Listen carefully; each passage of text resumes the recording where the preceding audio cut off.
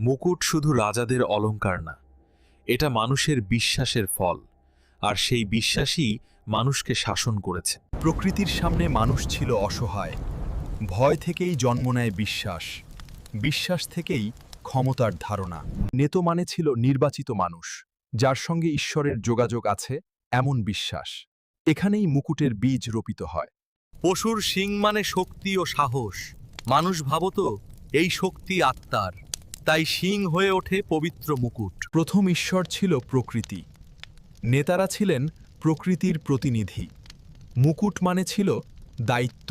সমাজ বড় হলো, নেতা হলো রাজা, আর মুকুট হলো শাসনের চিহ্ন। ধর্ম রাজাকে পবিত্র করল, রাজা হলো ঈশ্বরের প্রতিনিধি। মুকুট পেল ধর্মীয় শক্তি। মিশরে রাজা ছিলেন জীবিত ঈশ্বর, মানুষ নয়, দেবতা। তাই মুকুট ছিল ঈশ্বরত্বের প্রতীক।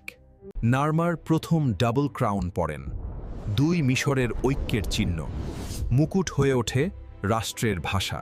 রাজা নিজে মুকুট নিতেন না, ধর্মগুরু পরিয়ে দিতেন, কারণ ক্ষমতা আসত ঈশ্বর থেকে। মুকুট মানে প্রশ্নহীন ক্ষমতা। রাজাকে চ্যালেঞ্জ করা পাপ, ধর্মই তাকে রক্ষা করত। সব ধর্ম মুকুট মানেনি, ধর্ম অনুযায়ী ক্ষমতার ধারণা আলাদা। এখানেই ইতিহাস ভিন্ন হয়। কিছু ধর্মে সবাই সমান, কেউ ঈশ্বরের প্রতিনিধি নন, তাই মুকুট অপ্রয়োজনীয়। খ্রিস্ট ধর্মে রাজা ঈশ্বর নন, কিন্তু ঈশ্বর দ্বারা নির্বাচিত। মুকুট মানে আশীর্বাদ। ইসলামে ক্ষমতা ঈশ্বরের, মানুষ কেবল দায়িত্বপ্রাপ্ত, তাই মুকুট নয়, নম্রতা।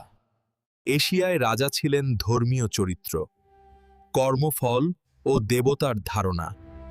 মুকুট মানে দায়িত্ব। মানুষ প্রশ্ন করতে শিখল, ধর্ম আর রাজত্ব আলাদা হলো। মুকুট হারালো ক্ষমতা। আজ মুকুট ঐতিহ্য, শক্তি নয়, স্মৃতি, ইতিহাসের ছাপ।